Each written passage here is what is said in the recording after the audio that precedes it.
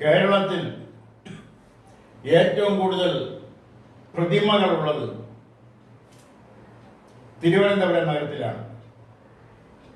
അതും ഭരണത്തിന്റെ ശിലാകേന്ദ്രമായ സെക്രട്ടേറിയറ്റിന് ഏറെ 1/2 കിലോമീറ്ററിനകത്ത് ആണ് ഈ 30ഓളമോ അതിലധികമോ പ്രതിമകൾ നിശബ്ദമായി വെയിലും കാറ്റും മഴയും സഹിച്ചു നിൽക്കുന്നത്. അതോടൊപ്പം തന്നെ കാക്കകളുടെ കാഷ്ടമൊക്കെ വഹിച്ചു നിൽക്കുന്നത് കാണാം. ആ പ്രതിമകളെ കുറിച്ച് ഇപ്പോൾ പറയാനുണ്ടായ പ്രത്യേക സാഹചര്യം എന്ന് പറയുന്നത് കേരളത്തിൽ ഏറ്റവും കൂടുതൽ തുടർച്ചയായി മുഖ്യമന്ത്രിയായിരുന്നിട്ടുള്ള ശ്രീ സി അച്യുത മേനോൻ, അദ്ദേഹമാണ് കേരളത്തിൽ തുടർച്ചയായി ഏറ്റവും കൂടുതൽ നാൾ മുഖ്യമന്ത്രിയായി ഭരിച്ചിരുന്നത്. 1970 വേണമെങ്കിൽ 69 അവസാനം തൊട്ടെടുക്കാം, 77 അടിയന്തരാവസ്ഥ അവസാനിക്കുന്നത് വരെ ശ്രീ സി അച്യുതമേനോൻ 7 വർഷത്തോളം കേരളത്തിന്റെ മുഖ്യമന്ത്രിയായിരുന്നു. അദ്ദേഹത്തിന്റെ പ്രതിമ കഴിഞ്ഞ ദിവസം മ്യൂസിയം ജംഗ്ഷനിൽ അനാച്ഛാദനം ചെയ്തു. വ്യക്തിപരമായി സി അച്യുതമേനോൻ ഇത്തരം പ്രതിമകളോട് താല്പര്യമില്ലാത്ത ആളായിരുന്നു. തിരുവനന്തപുരത്ത് പല പ്രതിമകളും സ്ഥാപിച്ചപ്പോൾ അദ്ദേഹം വിമർശനാത്മകമായി ലേഖനം എഴുതിയിട്ടുണ്ട്. അങ്ങനെയുള്ള സി അച്യുതമേനോന്റെ പ്രതിമ ആണ് കഴിഞ്ഞ ദിവസം CPI-യുടെ communist party of Indian communist പാർട്ടിയുടെ സംസ്ഥാന സെക്രട്ടറി ശ്രീ ബിനോയ് വിശ്വം അനാച്ഛാദനം ചെയ്തു. ആ പ്രതിമയെ കുറിച്ച് ആദ്യം വിമർശനപരമായി പറഞ്ഞത് അദ്ദേഹത്തിന്റെ മകൻ ശ്രീ കെ രാമൻകുട്ടി, ഡോക്ടർ രാമൻകുട്ടിയാണ്. ആ പ്രതിമയുടെ മുഖത്തിന് അച്ഛന്റെ മുഖവുമായി പൂർണ്ണമായി സാദൃശ്യമില്ല എന്നുള്ള ഒരു ആരോപണം, ഒരു വിമർശനമാണ് അദ്ദേഹം ഉന്നയിച്ചത്. എന്തായാലും ആ അനാച്ഛാദന ചടങ്ങിൽ ഡോക്ടർ രാമൻകുട്ടിയെ കൂടി പങ്കെടുപ്പിക്കാൻ കഴിഞ്ഞു എന്നുള്ളത് CPI-യെ സംബന്ധിച്ചിടത്തോളം അഭിമാനിക്കാവുന്ന കാര്യമാണ്. ഈ രാമൻകുട്ടിയെ കുറിച്ച് പറയുമ്പോൾ പതിറ്റാണ്ടുകൾക്ക് മുമ്പ് നടന്ന ഒരു സംഭവം ഓർമ്മ വരുന്നു. അദ്ദേഹം തിരുവനന്തപുരം ഗവൺമെന്റ് മെഡിക്കൽ കോളേജിൽ MBBS-ന് പഠിക്കുമ്പോൾ അന്നത്തെ സീനിയർ വിദ്യാർത്ഥികൾ ഈ രാമൻകുട്ടിയെ ഒരു പൈപ്പിന്റെ കീഴിൽ പിടിച്ചിരുത്തി 1 മണിക്കൂറിലധികം പൈപ്പിൽ നിന്ന് വെള്ളം തുടർച്ചയായി തുറന്നു വിട്ടുകൊണ്ടിരുന്നു. അദ്ദേഹത്തിന് അന്ന് രാത്രി പനിയും കെടുവലും കുളിരും ഒക്കെ ഉണ്ടായി. അങ്ങനെ ഡോക്ടറെ വരുത്തി. അന്ന് സി അച്യുതമേനോൻ, അദ്ദേഹത്തിന്റെ പിതാവ് സി അച്യുതമേനോൻ കേരളത്തിന്റെ മുഖ്യമന്ത്രിയാണ്. അങ്ങനെ ഡോക്ടറെ വന്ന് പരിശോധിച്ചപ്പോൾ, അതിന്റെ കാരണം അന്വേഷിച്ചപ്പോൾ ആ ഡോക്ടറോടാണ് ഈ രാമൻകുട്ടി ആ കാര്യം തുറന്നു പറഞ്ഞത്. എന്നെ റാഗ് ചെയ്തു, റാഗിങ്ങിന്റെ പേരിൽ എന്നെ പൈപ്പിന്റെ ചുവട്ടിൽ പിടിച്ചിരുത്തി 1 മണിക്കൂറിലധികം പൈപ്പ് തുറന്നു വിട്ട് വെള്ളം എന്റെ തലയിലൂടെ ഒഴിച്ചു എന്നുള്ളതാണ്. അപ്പൊ റാഗിങ് എന്നുള്ള ഒരു പേര് സമൂഹം കേൾക്കുന്നതെന്ന് ആദ്യമായിട്ടാണ്. അന്നല്ല, രഹസ്യമായിട്ട് ഇത് പല സ്ഥലങ്ങളിലും നടക്കുന്നുണ്ട്. എങ്കിലും ആ പേര് പരസ്യപ്പെടുന്നത് ഈ രാമൻകുട്ടിയെ റാഗിയതിനു ശേഷമാണ്. അന്നാണ് ഈ റാഗിങ് എന്ന സമ്പ്രദായം നിരോധിച്ചുകൊണ്ട് ഉത്തരവ് വരുന്നത്.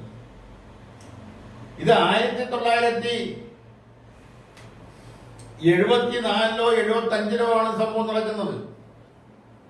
അതിനുശേഷം 1/2 നൂറ്റാണ്ട് പിന്നിട്ടിരിക്കുന്നു. ഇന്നും നിരോധന ഉത്തരവ് നിലവിലുണ്ടെങ്കിലും റാഗിങ് യഥേഷ്ടം പ്രൊഫഷണൽ കോളേജുകളിൽ നടക്കുന്നുണ്ടോ എന്നുള്ളതാണ് വസ്തുത. കഴിഞ്ഞ വർഷം ഒരു വെറ്റിനറി കോളേജിലെ ഒരു വിദ്യാർത്ഥി റാഗിങ്ങിന്റെ ഭാഗമായി കൊല്ലപ്പെട്ടതോ ആത്മഹത്യ ചെയ്തതോ ആയ സംഭവം ഇപ്പോഴും വിവാദമായി തുടരുന്നു. അപ്പോൾ ഈ പ്രതിമകളെ കുറിച്ചാണ് ആദ്യം പറഞ്ഞത്. പ്രതിമകളെ കുറിച്ച് പറയുമ്പോൾ തിരുവനന്തപുരത്ത് 30ഓളം അല്ലെങ്കിൽ അതിലധികമോ പ്രതിമകൾ നഗരത്തിലുണ്ട്. കിഴക്കേക്കോട്ട തൊട്ടടുത്ത് നോക്കിയാൽ ശ്രീ ചിത്ര തിരുനാളിന്റെ പ്രതിമ കോട്ടയ്ക്കകത്തുണ്ട്. അവിടുത്തെ കോട്ടയത്ത് അകത്ത് ആ പാർക്കിനകത്ത് ആ പ്രതിമയുടെ താഴെ ഒരു ശില്പമുണ്ട്. ആ ശില്പം എന്ന് പറയുന്നത് ക്ഷേത്ര വിളംബരം പ്രഖ്യാപിച്ചതിന് ശേഷം പിന്നോക്ക ജാതിയിൽപ്പെട്ട ദളിത് സമുദായത്തിൽപ്പെട്ട ജനങ്ങള് കൂട്ടമായി ക്ഷേത്രങ്ങളിലേക്ക് വരുമ്പോൾ അവിടുത്തെ പൂജാരിമാരായ പൂണൂരുട്ട പോറ്റുമാർ അവരെ സ്നേഹം സ്വീകരിക്കുന്ന ഒരു ശില്പമാണ് ആ ചിത്ര തിരുനാളിന്റെ പ്രതിമയുടെ താഴെ വെച്ചിരിക്കുന്നത്. അത് കഴിഞ്ഞ് ഇങ്ങോട്ട് വന്ന ഗാന്ധി പാർക്കിൽ ഗാന്ധിജിയുടെ പ്രതിമ. അത് കഴിഞ്ഞ് ഇങ്ങോട്ട് സെക്രട്ടേറിയറ്റിലേക്ക് വന്നാൽ സ്റ്റാച്ചു എന്ന് പേര് ലഭിക്കുന്നതിന് ഉള്ള ഒരു പ്രതിമ, മാധവരായരുടെ പ്രതിമ. തിരുവിതാംകൂർ ദിവാനായിരുന്ന മാധവരായർ, അദ്ദേഹത്തിന്റെ പ്രതിമ അവിടെ ഉള്ളത് കൊണ്ടാണ് സെക്രട്ടേറിയറ്റിന്റെ മുൻവശം സ്റ്റാച്ചു എന്നുള്ള പേര് വന്നത്.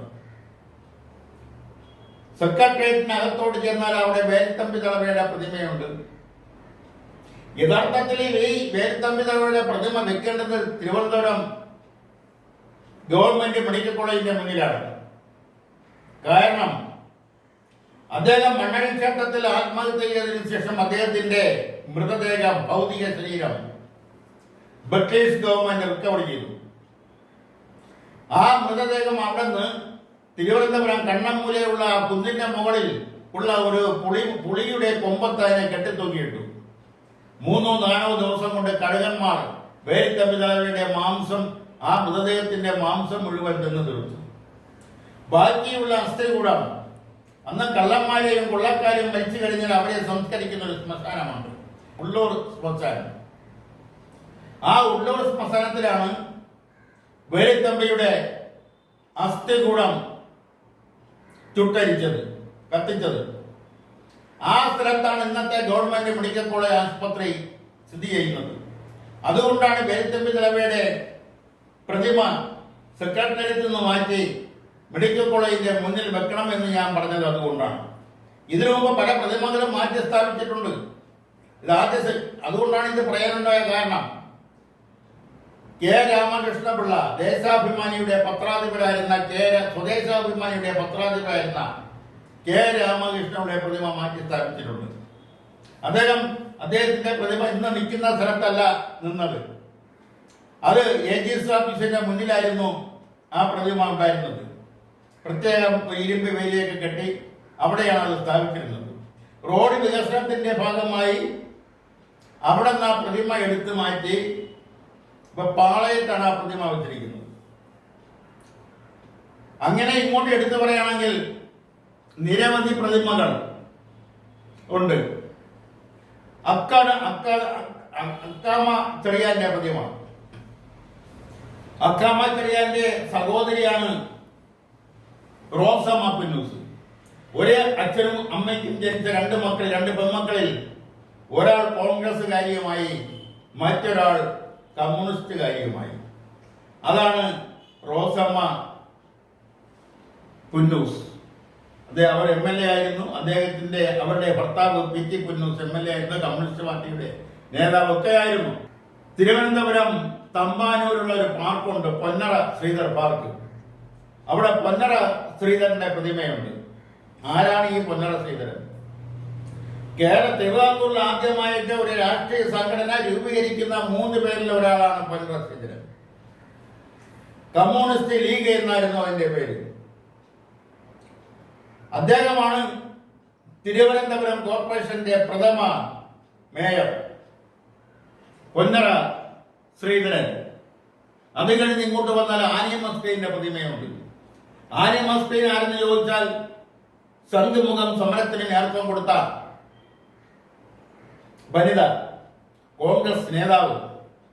1952-ലെ പൊതു തെരഞ്ഞെടുപ്പിൽ തിരുവനന്തപുരം ലോകസഭയിൽ നിന്നും ലോകസഭയിലേക്ക് ജയിച്ചു പോയ പാർലമെന്റ് അംഗം ശ്രീമതി ആനി മസ്കയിൽ.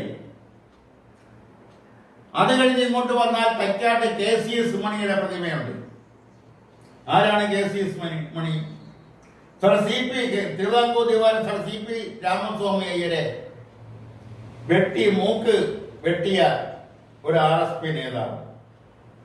അത് കഴിഞ്ഞ് ഉള്ളൂരിന്റെ പ്രതിമ, ഉള്ളൂർ S പരമേശ്വരയ്യർ, അത് പബ്ലിക് ലൈബ്രറിയുടെ മുന്നിലാണ്. അദ്ദേഹത്തിന്റെ ഒരു കണ്ണ് എപ്പോഴോ നഷ്ടപ്പെട്ടു ആ പ്രതിമയുടെ. അവിടെ ഒരു പുതുതായി ഒരു കണ്ണ് ഘടിപ്പിച്ചിട്ടുണ്ട്, വെച്ചുപിടിപ്പിച്ചിട്ടുണ്ട്. പക്ഷെ അത് വെച്ചുപിടിപ്പിച്ചതാണെന്ന് ആ പ്രതിമ ഉണ്ടാക്കിയപ്പോൾ ഉണ്ടായിരുന്ന കണ്ണല്ല എന്ന് വളരെ വ്യക്തമായും അത് മനസ്സിലാവും. അത് കഴിഞ്ഞാൽ യൂണിവേഴ്സിറ്റിയുടെ മുന്നിൽ കുമാരനാശാന്റെ പ്രതിമയാണ്. അദ്ദേഹം പ്രസംഗിച്ചുകൊണ്ട് നിൽക്കുന്ന ഒരു പ്രതിമയാണ്. ആ പ്രതിമ കണ്ടാൽ ഏതാ സുവിശേഷ പ്രാസംഗികൻ പ്രസംഗിച്ചുകൊണ്ട് നിൽക്കുകയാണെന്ന് തോന്നുന്നു. ഇതിനു മുമ്പ് എടുത്തു പറയേണ്ട വേറെ കാര്യമുണ്ട്. സെക്രട്ടേറിയറ്റിന്റെ മുന്നിൽ ഒരു പ്രതിമ ഉണ്ടായിരുന്നു. സെക്രട്ടേറിയറ്റ് കാമ്പൗണ്ടിനകത്ത്, ആ പഴയ സെക്രട്ടേറിയറ്റ് ബിൽഡിങ്ങിന്റെ മുൻവശം ഒരു പ്രതിമയുണ്ടായിരുന്നു. സാക്ഷാൽ തിരുവിതാംകൂർ ദിവാനായിരുന്ന സർ CP രാമസ്വാമി അയ്യരുടെ പ്രതിമ. ആ പ്രതിമ സംഭാവന ചെയ്തത് നായർ സർവീസ് സൊസൈറ്റി NSS ആണ്. ആ സെക്രട്ടേറിയറ്റിന്റെ മുന്നിൽ തലയെടുപ്പോടുകൂടി CP രാമസ്വാമി അയ്യരുടെ പ്രതിമ. TK നാരായണപിള്ള തിരുവിതാംകൂറിന്റെ പ്രധാനമന്ത്രി ആയപ്പോഴാണ് ആ പ്രതിമ അവിടെ നിന്നും എടുത്തു മാറ്റി കളഞ്ഞത്. പിന്നെ ഒരു പ്രതിമ വാട്ടവർക്സിന്റെ മുന്നിലാണ്, അമ്മ മഹാറാണിയുടെ പ്രതിമ. ആ അമ്മ മഹാറാണിയുടെ പ്രതിമ നക്സലൈറ്റുകാർ 1970 ആ അമ്മ മഹാറാണിയുടെ പ്രതിമയുടെ തല അടിച്ചു പൊട്ടിച്ചു. അത് പിന്നീട് അവിടെ നിന്ന് മാറ്റി എവിടെയോ സൂക്ഷിച്ചിരിക്കുന്നു.